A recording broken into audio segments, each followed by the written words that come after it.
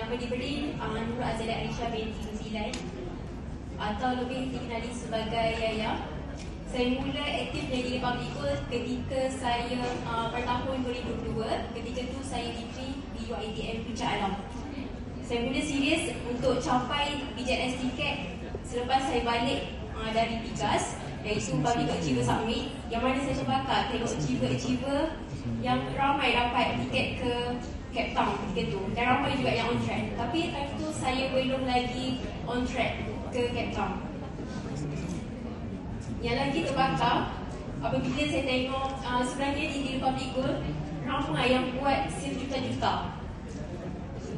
Tak lain tak bukan apa yang saya sendiri, Tuan Raja dan Cik Oda, dapat sale juta-juta. Bukan setiap tahun, bukan dalam setahun, tapi dalam masa 1 bulan sahaja.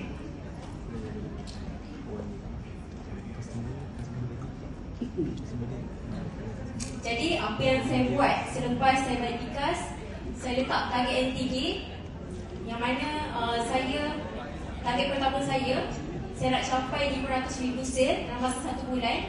Dan target yang kedua, saya nak capai 1 juta sale dalam masa 1 bulan. Bila saya letak target yang tinggi, saya keluar dari comfort zone saya, yang mana saya buat apa yang saya tak pernah buat untuk saya capai apa yang saya tak pernah capai. Jadi saya all out betul-betul. Saya servis customer saya dengan baik, customer yang sedia ada. Dan alhamdulillah saya dapat banyak referral dari customer saya yang sedia ada.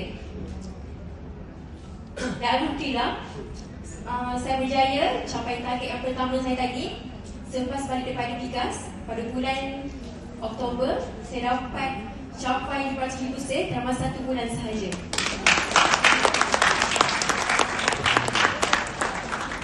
Dan pada bulan November, saya berjaya capai target yang kedua saya, iaitu 1 juta pesanan sale dalam masa 1 bulan sahaja.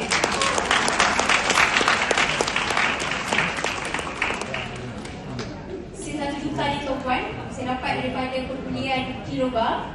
Dan sebenarnya pembelian Kiloba ni hasil daripada saya servis customer saya dengan baik, menyebabkan customer saya bagi referral kepada saya. Jadi dengan servicing yang betul, tak mustahil kita boleh dapat Kiloba. Dan alhamdulillah, Kiloba yang saya berjaya close untuk financial tahun lepas sebanyak 5 kilogram.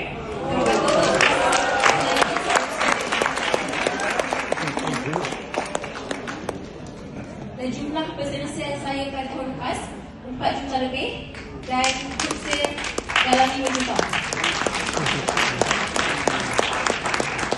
Untuk financial tahun ni, saya ada mission yang baru, yang mana saya nak fokus untuk bina team, yang mana sekarang saya tak ramai team.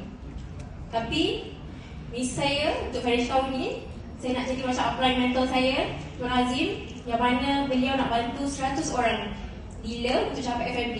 Jadi saya letak target untuk capai 20 orang dealer yang turut sama dapat apa yang saya dapat.